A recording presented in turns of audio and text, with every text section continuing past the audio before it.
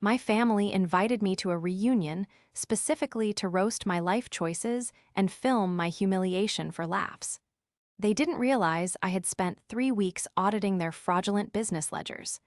I didn't just ruin the party, I ensured 2 of them left in handcuffs. This is where the story truly begins, and you won't want to miss what happens. Make sure you're subscribed to see it through to the end.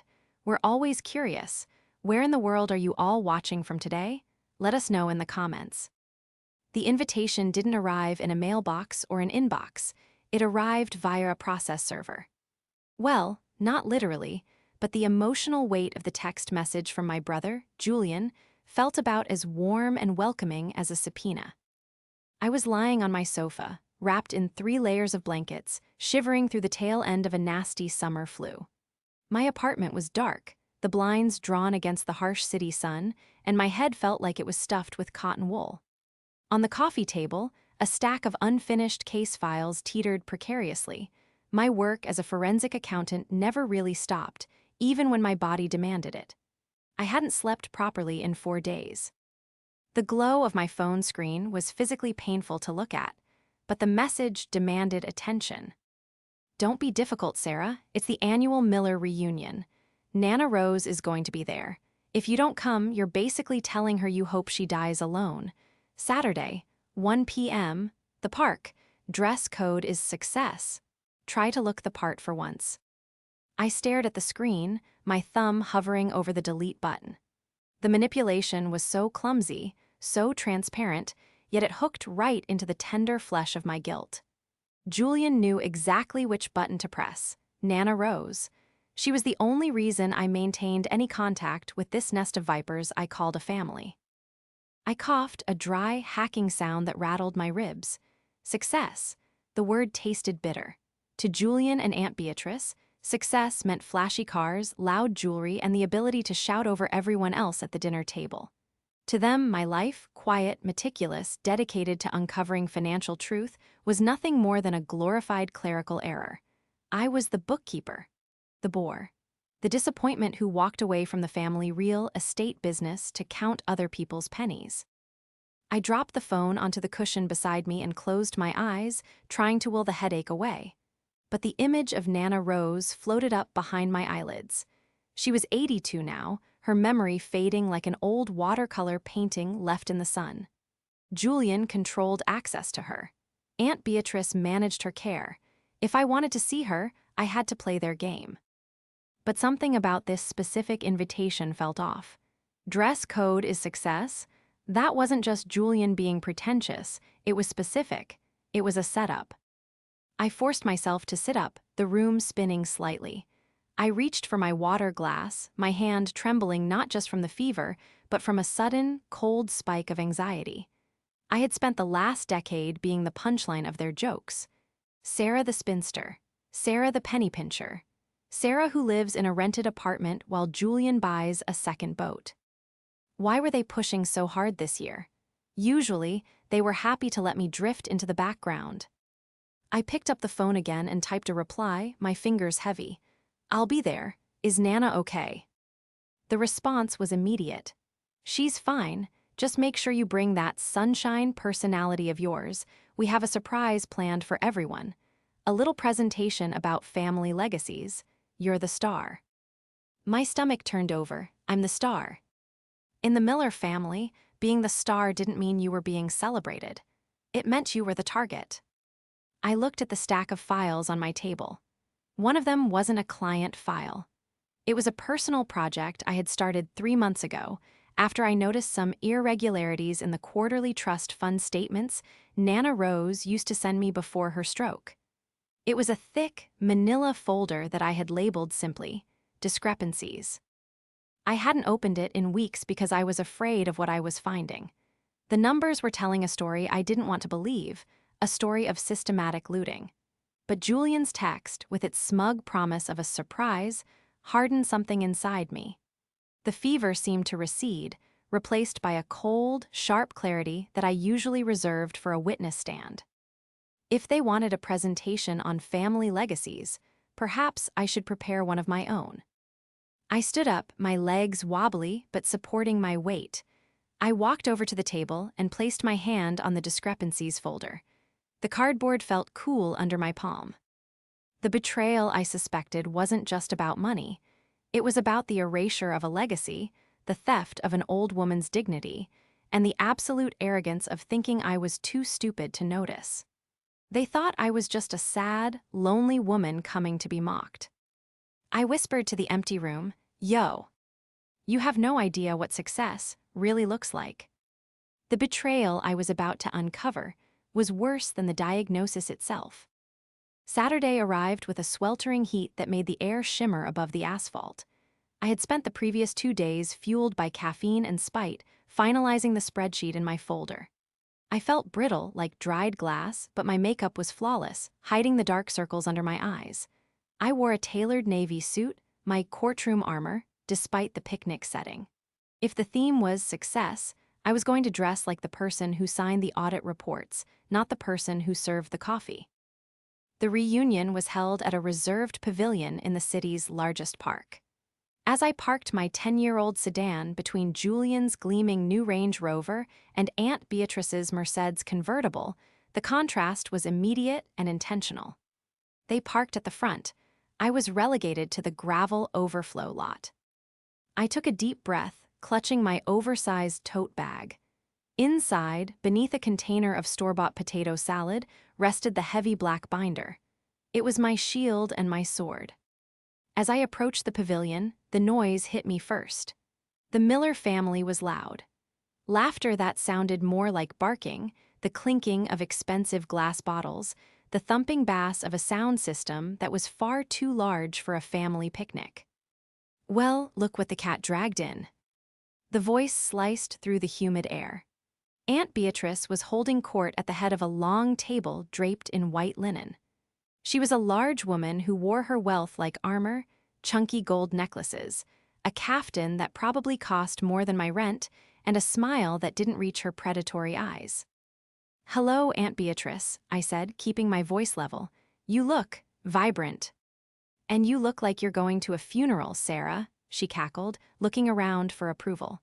Several cousins chuckled into their drinks. "It's a celebration, darling. Try to look like you enjoy being alive." "Where's Nana Rose?" I asked, ignoring the jab. "Oh, she's over there in the shade." Beatrice waved a dismissive hand toward a wheelchair parked far away from the main action, under a solitary oak tree. "She's having a confused day. Best not to disturb her too much." I felt a spike of rage. They had propped her up like a piece of furniture, away from the family she had built. I started to walk toward her, but a hand grabbed my arm. It was Holly, my cousin. Or rather, Julian's executive assistant and designated flying monkey. Holly was holding a smartphone on a gimbal stabilizer, the lens pointed directly at my face. "Smile for the documentary," Holly chirped. Her eyes were wide and manic. "Julian wants to capture every moment of today, for posterity." "Get that out of my face, Holly," I said, pulling my arm away. "Oh, come on, Sarah, don't be such a sourpuss. We're making a memory reel. The Miller dynasty. You're part of the dynasty, technically." She zoomed in on my face. "Tell the camera how happy you are to see Julian's new car. Did you see it? Custom rims." "I saw it," I said, staring into the black lens. "It must have cost a fortune." "Business is booming," Holly sang, pivoting to film the buffet table. I walked away from her, my heart hammering against my ribs. The atmosphere was stifling. It wasn't just a party, it was a stage. At the front of the pavilion, a microphone stand and a projector screen were set up. A banner above it read, "Miller Enterprises, the future is golden." I finally reached Nana Rose. She looked smaller than I remembered, her silver hair thin and wispy. She was staring at a half-eaten cracker in her lap. "Nana," I whispered, kneeling beside her chair. Her eyes drifted to me. For a moment there was nothing and then a flicker of recognition. "Sarah, my little counter." "Yes, Nana, it's me." I took her hand. It was ice cold despite the heat. "How are you feeling?" "They took my birds," she murmured, her voice trembling. "Beatrice said the birds were too expensive. No more birdseed." My chest tightened. Nana loved her bird feeders. They cost pennies to maintain. What do you mean, too expensive? You have the trust, Nana. You have plenty of money. She shook her head, a tear leaking from her eye. Julian says, the market is bad, very bad, we have to tighten belts. No birds. I squeezed her hand, fighting back the urge to scream. The market is bad. The market had been on a bull run for 3 years. Don't worry about the birds, Nana, I said softly, glancing back at the pavilion where Julian was now high-fiving a group of his sycophants. He was wearing a suit that shimmered in the sun, a glass of champagne in one hand, laughing his head off. I brought something for you, I whispered to her. I brought the truth. I stood up and patted my tote bag. They were so busy setting up their roast, so busy preparing to laugh at my expense, that they had forgotten one crucial thing about me. They thought I was just a bit failure who was jealous of their money. They forgot that my entire career was built on finding the things people tried very hard to hide. They had forgotten that numbers don't lie, even when brothers do. To understand why I was standing in a park with a binder full of incriminating bank statements, you have to understand the dynamic of the Miller family. Nana Rose started Miller Enterprises 50 years ago with a sewing machine and a sheer force of will. She built a small empire of dry cleaners and local laundromats. It wasn't glamorous, but it was solid. It was honest work. When my father died young, Nana became the patriarch and matriarch rolled into one. She paid for my college. She paid for Julian's college twice because he flunked out the first time. I was the one who sat with her on Sunday afternoons, balancing her checkbooks by hand because she didn't trust computers. I was the one who drove her to her eye appointments. I was the one who listened to her stories. Julian was the visionary. He was handsome, charming, and utterly allergic to hard work. He floated through life on a cloud of charisma, always pitching a new investment opportunity or expansion plan. Nana adored him because he reminded her of my father. She had a blind spot for him the size of a continent. 5 years ago, when Nana's health began to decline, Julian and Aunt Beatrice made their move. Beatrice, my father's sister, had always resented that Nana held the purse strings. She was a woman who believed the world owed her a first-class ticket. Together, they convinced Nana that I was too busy with my boring accounting job in the city to handle the family estate. They told her I was stressed, that I needed space. They slowly, methodically pushed me out of the inner circle. Sarah just doesn't have the head for business, Julian would say at dinners I wasn't invited to. She's risk-averse, a bean counter. We need to leverage our assets. And leverage them they did. I watched Julian now, strutting toward the microphone at the front of the pavilion. He looked like a caricature of a CEO. His teeth were veneered to a blinding white, his tan was artificial, and his watch was big enough to anchor a small boat. Testing, testing.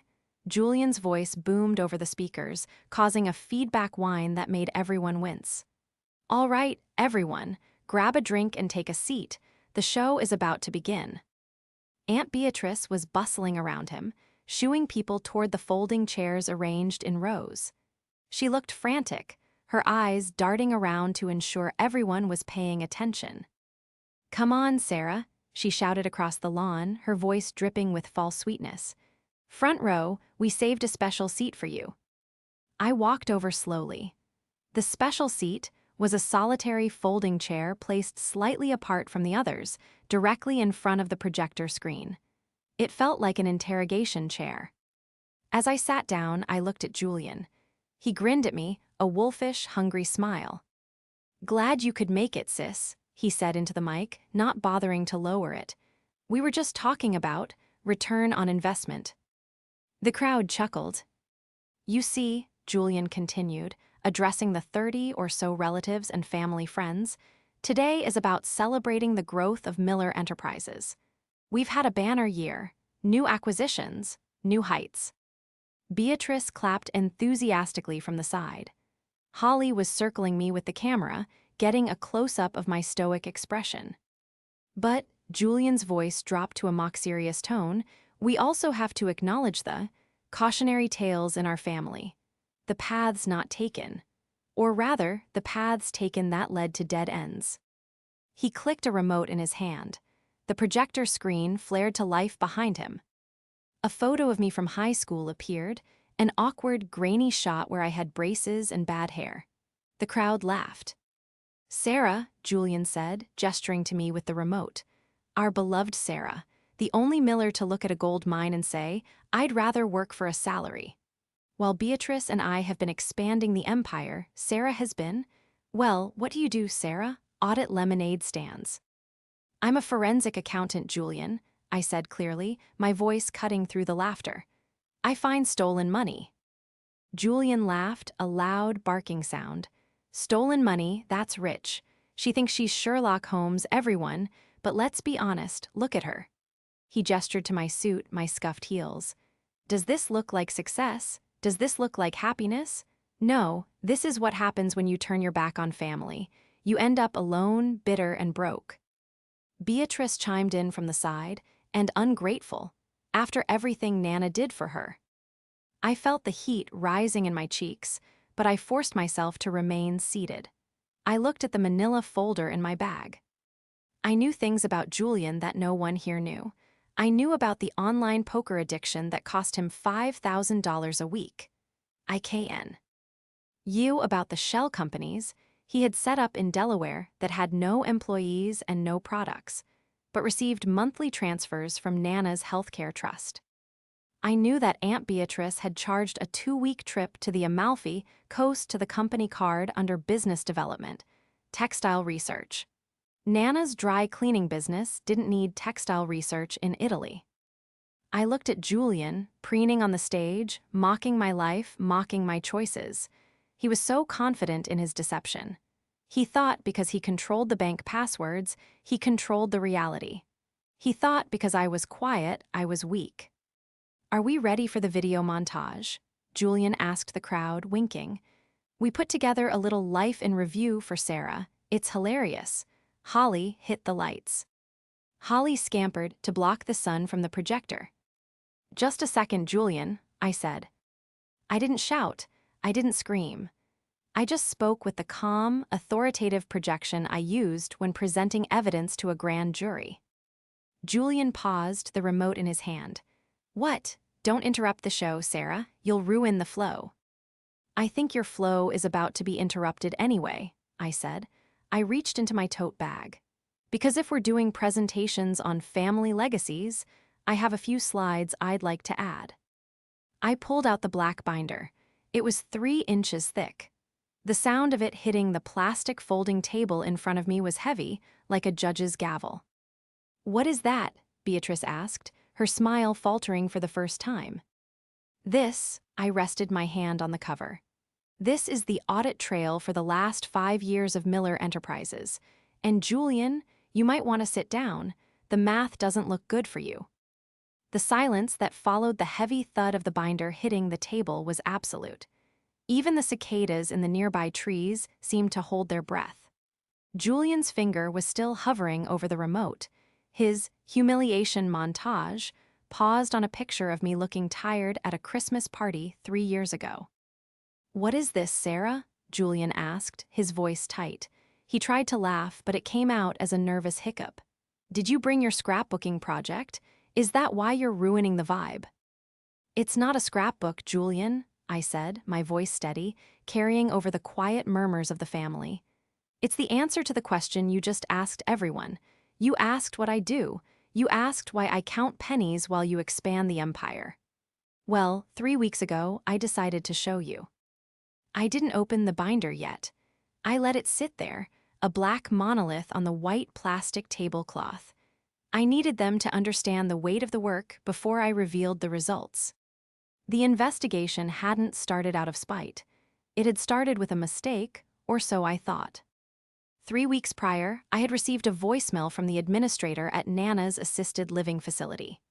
They were polite, apologetic, but firm. Nana's quarterly fees were 2 months overdue. They were threatening to downgrade her care package, no more private room, no more specialized therapy, and, as Nana had sadly noted, no more birdseed for the feeders outside her window. When I called Julian about it then, he had blown me off. "It's just a clerical error, Sarah.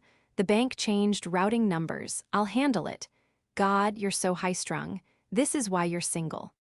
He hung up before I could ask for a confirmation number. That click, the sound of him dismissing me while Nana's care hung in the balance, was the catalyst. It was the moment the passive victim died and the forensic accountant took over. I didn't sleep that night. Instead, I booted up my encrypted laptop and did what I do for Fortune 500 companies when they suspect embezzlement. I went hunting. Since I was still technically a trustee on the original deed of the family estate, a detail Julian had arrogantly forgotten to remove, I had read-only access to the oldest foundational accounts. He had moved most of the operating cash to new accounts I couldn't see, but he had to funnel the money from somewhere. I spent 4 nights tracing wire transfers. I used proprietary software to cross-reference vendor addresses with residential maps. I pulled public records on business licenses. I built a spiderweb of data that connected the booming Miller Enterprises to a series of shell entities that existed solely to siphon cash. I found the leak. It wasn't a drip, it was a hemorrhage. Standing there at the picnic, looking at Julian's sweating face, I remembered the moment the picture became clear. It was 3:00 a.m. on a Tuesday. I was staring at a spreadsheet, realizing that Miller Logistics LLC wasn't a shipping partner. It was a bank account registered to an address that matched Julian's girlfriend's apartment in Miami. That was the trap I had walked into, not their reunion roast, but the realization that my family wasn't just mean, they were criminals. And I had the paper trail to prove it. "I'm waiting, Aunt Beatrice." C snapped, breaking the silence. She marched over to the table, her gold bracelets clanking. "If you have something to say, say it. Otherwise, take your little book and go sit in the corner." "I'm not going to the corner, Aunt Beatrice," I said. I placed my hand on the cover of the binder and flipped it open. "I'm going to the page marked August 14th. I looked at the crowd.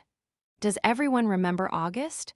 Julian and Beatrice told us that business was so busy they couldn't make it to Cousin Mike's wedding. They said they were at a textile conference in Las Vegas securing a new contract. "We were," Beatrice hissed, her eyes darting to the onlookers. "It was grueling work." "Interesting," I said, running my finger down the first spreadsheet. "Because according to the corporate credit card statement, there were no charges for a conference center. However, there were charges totaling $12,000 at the Emerald High Limit Lounge and a $4,000 charge at a luxury spa for the gold package couple's massage." I looked up. The crowd was dead silent. Cousin Mike looked furious. That's overhead," Julian stammered, his face flushing a deep, blotchy red. "Networking, you have to spend money to make money, Sarah. You wouldn't understand high-level negotiations." "I understand math, Julian," I replied coldly. "And I understand that on that same day, a transfer of $10,000 was made from Nana's healthcare trust to cash. Care to explain how withdrawing cash in a casino helps the textile business?" The air in the pavilion shifted instantly. The mockery that had been directed at me just minutes ago evaporated, replaced by a thick, suffocating tension. The cousins who had been snickering were now exchanging confused, worried glances. Julian stepped away from the microphone, abandoning his host persona. He stormed toward me, his hands balled into fists. "You stole those records. That's confidential company data. I could have you arrested for corporate espionage." "I didn't steal anything," I said, my voice rising just enough to be heard over his blustering. "I'm a trustee, Julian. I have a legal fiduciary duty to review the accounts. And what I found isn't corporate strategy. It's fraud." "Liar," Aunt Beatrice shrieked. She grabbed a napkin holder and slammed it down on the table, trying to create a distraction. "She's lying. She's always been jealous of Julian. She's trying to ruin the party because she's miserable." "Jealous," I laughed, a short, dry sound. "Let's talk about jealousy. Let's talk about the renovations on the warehouse." I flipped a chunk of pages in the binder. the sound of the paper snapping loud in the quiet park. "Page 42, I announced, acting as if I were in a deposition. "Last November, you told the family that profits were down because we had to replace the roof on the main facility. You said it cost $80,000. Everyone here took a cut in their dividends because of that roof. Nana's allowance was cut in half." I pointed to a scan of a canceled check. "Here is the check for $80,000. It wasn't written to a roofing company. It was written to JB Design and Imports." I looked at Holly, who was still holding the camera, though her hand was shaking now. "Holly, isn't JB the initials of your interior design business, the one you run out of your garage?" Holly froze, the camera dipped toward the ground. I did consult on the aesthetics of the roof." "Aesthetics of a warehouse roof?" I asked, raising an eyebrow. "For 80 grand. "It was a comprehensive redesign," Julian shouted, jumping in to save her. "We were rebranding, you're twisting everything." "I checked the permit records, Julian," I said, cutting him off. "There was no permit pulled for a roof. There was no construction. But strangely enough, 2 weeks after that check cleared, Aunt Beatrice posted photos on Facebook of her brand new $80,000 kitchen remodel. Marble countertops. Imported Italian tile. The same week Nana was told we couldn't afford her physical therapy." A gasp rippled through the crowd. I saw my Uncle Ted, Beatrice's brother, stand up slowly. He looked from Beatrice to me, his face pale. "Beatrice?" Ted asked, his voice low. "You told me the business was struggling. You told me I couldn't borrow money for my kids' tuition because we were in the red from the roof." "We were," Beatrice stammered, clutching her pearl necklace. Accounting is complicated, Ted. Sarah is manipulating the numbers to make us look bad. She's a witch." "The numbers aren't manipulated, Beatrice," I said, staring her down. "They are linear. Money goes out, goods come in. But in this case, money went out and you got a Viking range while Nana got generic medication that makes her nauseous." I turned to Nana Rose. She was sitting up straighter now, her confusion clearing like fog in a strong wind. She was list. "Ning," she was looking at her daughter and her grandson with a dawning, horrified realization. "It's not just the kitchen," I continued, pressing the advantage. "I tracked the consulting fees. I tracked the vehicle maintenance for cars the company doesn't own. In the last 18 months, Julian and Beatrice have drained $400,000 from the operating accounts." "That's a lie," Julian screamed. He lunged for the binder. "Give me that." I pulled it back sharply. "I wouldn't do that, Julian. This is just a copy. The original has already been sent to the IRS whistleblower tip line, and my lawyer." Julian froze halfway across the table. His face went from red to a ghostly, sickly white. You didn't," he whispered. "I did," I said. "But that's not even the worst part. The theft is bad, but what you did to cover it up, that's what's going to make everyone here sick." Julian looked like a trapped animal. He looked around the pavilion, his eyes darting for an exit, for an ally, for anything. But the family circle had closed in. They weren't sitting in rows anymore. They were standing, forming a loose, silent ring around the main table. "She's bluffing," Julian yelled, appealing to the crowd. "She's trying to scare us. She wants to take over the company. That's her plan. She wants to push me out and take it all for herself." "I don't want the company, Julian," I said calmly. "I never did. That's why I left. But I certainly wasn't going to let you burn it to the ground." "Burn it to the ground?" Beatrice scoffed, regaining some of her composure. "We are profitable. We are success. Look at this party. Look at the cars." "The cars are leased," I said flatly. "And the payments are 2 months behind. I saw the demand letters in the trash folder of the company email server." I turned the page again. "But let's talk about the cover-up. When the cash flow started to dry up because you were stealing it faster than the laundromats could earn it, you needed a new injection of capital. You couldn't get a bank loan because the credit score is tanked.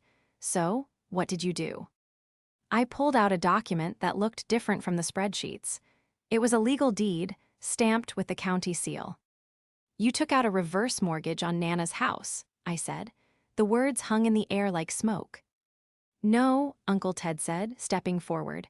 "That house is in the trust. It's paid off. Nana was supposed to leave it to all the grandkids." "Not anymore," I said, holding up the deed. "Julian forged Nana's signature, or maybe he just guided her hand when she was medicated, and signed the house over as collateral for a high-interest private loan. $300,000. I looked at Nana, she was trembling. "My house," she whispered, "my garden." "They took the money, Nana," I said gently, "and they didn't put it into the business. Julian, tell them where the $300,000 went." Julian stayed silent, his jaw clenched tight. "I'll tell them," I said. "It went to a company called Crypto King Investments, an unregulated offshore exchange." "It was a sure thing," Julian exploded, unable to help himself. "It was going to double. I was going to pay off the house and put the profit back into the trust. It was a strategic investment." "It was a Ponzi scheme, Julian," I shouted, finally losing my cool. "It's gone. The money is zero. You gambled your grandmother's house on internet coins and you lost it all." The crowd erupted. People were shouting now. Uncle Ted looked ready to physically tackle Julian. Holly had lowered the camera completely, her face a mask of terror as she realized she was an accomplice to this disaster. "But wait," Beatrice cried out, stepping in front of Julian. "He was trying to help. He was trying to save us. Sarah is the one destroying the family. Look at her. She's enjoying this. She loves seeing us suffer." "I don't love it," I said, my voice shaking with the adrenaline. "I hate it. I hate that I had to spend 3 weeks digging through your filth. I hate that I know you bought a Louis Vuitton handbag the same day Nana's heating bill bounced."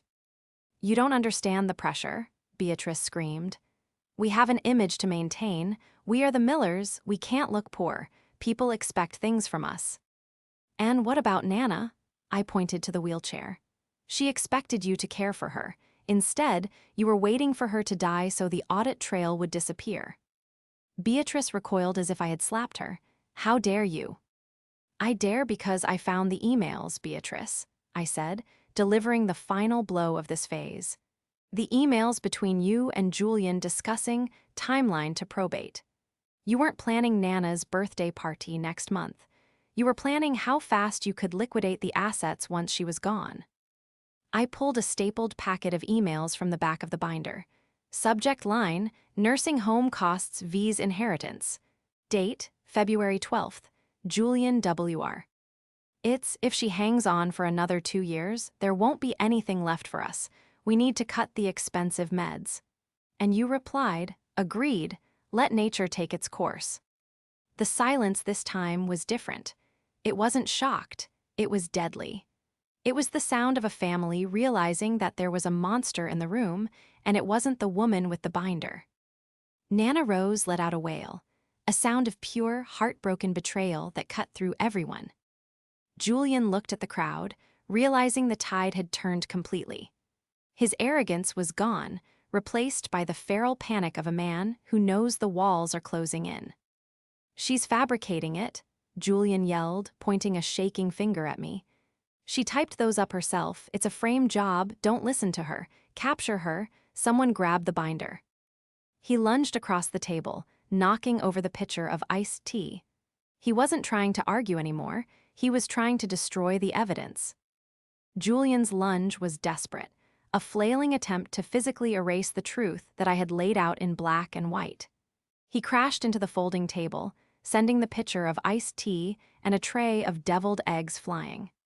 The sticky brown liquid splashed across the front of his shimmering, expensive suit, ruining the image of success he had cultivated so carefully.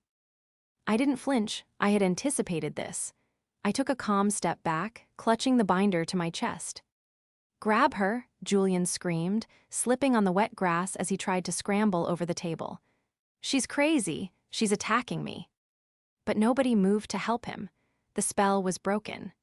The family, usually so eager to follow the loudest voice in the room, stood frozen like statues in a museum of horrors. They were still processing the email I had just read, the cold, calculated discussion of Nana's death. "That's enough, Julian," a deep voice boomed. It wasn't me, it was Uncle Ted. The same Uncle Ted who had been denied a loan for his daughter's tuition. He stepped out of the circle, his face a mask of grim fury. He didn't grab me, he grabbed Julian by the collar of his tea-soaked jacket and hauled him back. "Get off me," Julian shrieked, his voice cracking. "You're on her side. She's the enemy. She's trying to destroy the family name." "You destroyed the name the moment you stole from your grandmother," Ted growled, shoving Julian back toward the buffet table. Julian stumbled, knocking over a stack of paper plates, looking small and pathetic. Aunt Beatrice, seeing her son cornered and her own reputation dissolving, tried a different tactic. She burst into theatrical tears, clutching her chest. "Oh, my heart, the stress. Sarah, you're killing me. Look what you've done. You've turned a family celebration into a war zone. Is this what you wanted, to humiliate us?"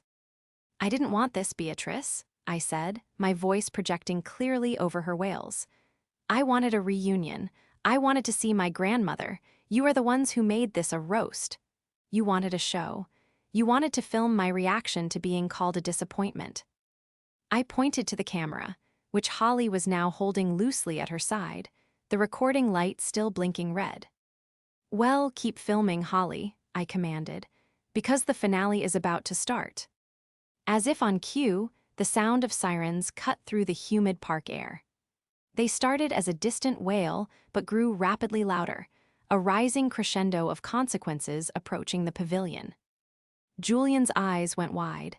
He looked at me, and for the first time I saw genuine terror. What is that? Sarah, what did you do?" "I told you," I said, checking my watch. "I sent the files to the authorities, but I knew you'd try to spin it. I knew you'd try to lie your way out of it or destroy the evidence. So, I asked the detective in charge of the Elder Abuse Division to meet me here." "Elder abuse?" Beatrice gasped, her face draining of color. We took care of her. We bought her the best clothes." "You cut her medication," I snapped, my anger finally flaring hot and bright. "You isolated her. You drained her funds. In the eyes of the law, that is abuse. And in the eyes of this family, it is unforgivable." Two police cruisers pulled up onto the grass, their lights flashing blue and red against the afternoon sun. The sight was surreal, a picnic, a banner about golden futures, and uniformed officers stepping out with handcuffs on their belts. The officers approached the pavilion. I recognized Detective Miller, no relation, a stern woman I had worked with on a previous embezzlement case. She walked straight to me. "Is this them, Sarah?" she asked, nodding toward Julian and Beatrice. "That's them," I confirmed. Julian Miller and Beatrice Miller. The evidence of the wire fraud, the forgery on the deed, and the medical neglect is all in the binder, and I've emailed the digital copies to your precinct. "You can't do this," Julian yelled as an officer stepped toward him. "This is a civil matter, it's a M." "Misunderstanding, I want my lawyer." "You can call your lawyer from the station," the officer said, grabbing Julian's wrist and spinning him around. The sound of the handcuffs ratcheting shut was the loudest sound in the park. Click, click, click. Beatrice screamed as another officer approached her. "Don't touch me. I'm a respected member of the community. I'm on the board of the garden club. Sarah, tell them it's a joke." She looked at me with pleading eyes, the arrogance completely gone, replaced by the desperate begging of a bully who has lost her power. "Sarah, please, we're family." I looked at her, then I looked at the wheelchair under the oak tree. "You're right," I said softly. "We are family, and that's why this had to happen." I walked past Beatrice, ignoring her outstretched hand, and went to Nana Rose. I knelt beside her again. The chaos was swirling around us, Julian shouting legal threats, Beatrice sobbing, the cousins whispering in shock, but in this small circle, it was quiet. "Nana," I said, taking her hand, "it's over. They can't take the house. They can't stop the medicine. I'm going to fix it." Nana Rose looked at the police cars, then at Julian being led away. She didn't look confused anymore. She looked sad, yes, but she also looked strong. The matriarch who had built an empire from nothing wasn't gone, she had just been suppressed. She turned her head to look at me, her eyes clear and sharp. "He looked good in the suit," she whispered, her voice raspy. "But a suit doesn't make a man." She squeezed my hand, her grip surprisingly strong. "You, Sarah, you always wore the sensible shoes." She looked down at my scuffed heels and smiled, a genuine, warm smile. "Sensible shoes get you where you need to go." She looked up at the officer, leading Beatrice away. Beatrice was shouting something about her blood pressure. Nana Rose raised her voice, shaky but audible. "Beatrice." Beatrice stopped struggling for a second, looking back at her mother, perhaps hoping for a reprieve. "You're fired," Nana said. It was 2 words, simple, final. The entire family heard it. A few nervous laughs bubbled up from the cousins, cutting the tension. Even the police officer suppressed a smile as he guided Beatrice into the back of the cruiser. As the cars drove away, leaving tire tracks on the meticulously manicured lawn, the public humiliation was complete. But it wasn't mine. The aftermath of the roast of Sarah Miller was, ironically, the most productive family gathering we'd had in a decade. Once the police cars were gone, the atmosphere at the pavilion shifted from shock to a strange sort of relief. It was as if a pressure valve had been released. The success facade that Julian and Beatrice had forced everyone to maintain crumbled, and underneath it, we found actual people. Uncle Ted came up to me first. He looked tired, but he shook my hand firmly. "I didn't know, Sarah. I suspected things were tight, but the emails, the meds, I had no idea they were that far gone." "I know, Ted," I said. "They were good at hiding it. That's what con artists do. They isolate the victims." "I want to help," he said. "I can't do the math. God knows I can't do the math, but I can help with the house. I can help fix the roof for real. No $80,000 invoices." "I'd like that," I said. The next few months were a blur of legal proceedings and forensic reconstruction. I took a leave of absence from my firm to handle the Miller estate. It wasn't a vacation, it was an excavation. I became Nana's power of attorney, a role I took on with aggressive protectiveness. The first thing I did was fire the boutique care agency Beatrice had hired and bring in a team of actual certified nurses who focused on health, not lifestyle management. Then I went to work on the books. It was worse than I had thought. Julian hadn't just drained the cash, he had leveraged the future. The dry cleaning business was teetering on bankruptcy. I had to make hard choices. We sold the flashy company cars. We sold the vacation condo Beatrice had secretly bought in Florida using company funds. We liquidated the investments that were little more than smoke and mirrors.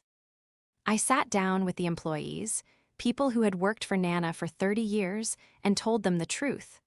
I told them we were in a hole, but we were going to climb out of it honestly. No more lies. No more fake bonuses while their pensions were raided. Most of them stayed. They stayed for Nana. The legal case against Julian and Beatrice was a slam dunk, thanks to the binder. Beatrice pled guilty to fraud in exchange for a reduced sentence, terrified of a long trial. She received 3 years in prison and was ordered to pay restitution, though I doubted we'd ever see a dime of the money she blew on Italian tiles. Julian, arrogant to the end, tried to fight it. He claimed he had verbal permission from Nana to invest the money.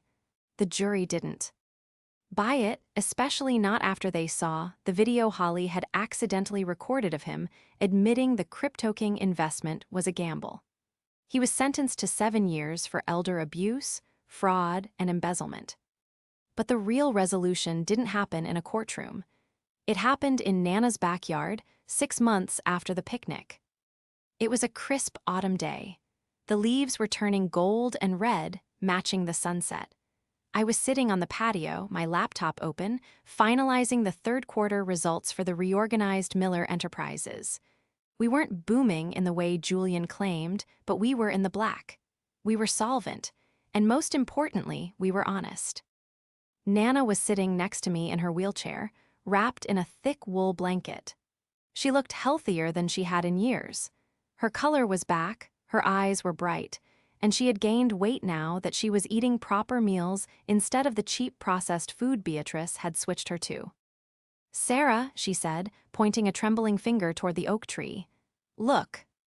I looked up. The bird feeders, 4 of them, brand new and filled to the brim with premium seed, were swarming with cardinals and blue jays. The air was filled with the sound of wings and chirping. "They came back," Nana said, a smile spreading across her face. "Beatrice said they wouldn't come back if we stopped feeding them, but they did." "They just needed to know the food was there, Nana," I said, closing my laptop. "They just needed to know it was safe." She reached out and patted my hand. "You're a good girl, Sarah. What did Julian call you? A boring counter." I laughed, something like that, a disappointment. "He was wrong," she said firmly. "You're not a disappointment, you're the foundation. Houses don't stand on gold paint, Sarah. They stand on stone, you're the stone." I felt a lump form in my throat. All my life, I had been made to feel like the other, the one who didn't fit the Miller mold of loud, flashy success. I had internalized their insults, believing that my quiet dedication to truth was a defect.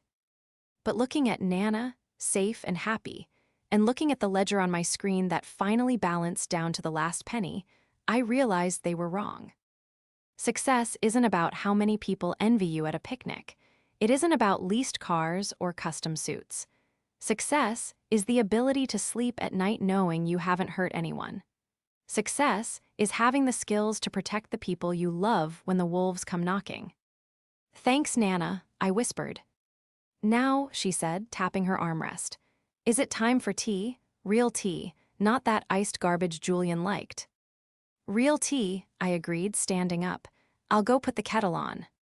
I walked into the house that was safe, the house that belonged to us again.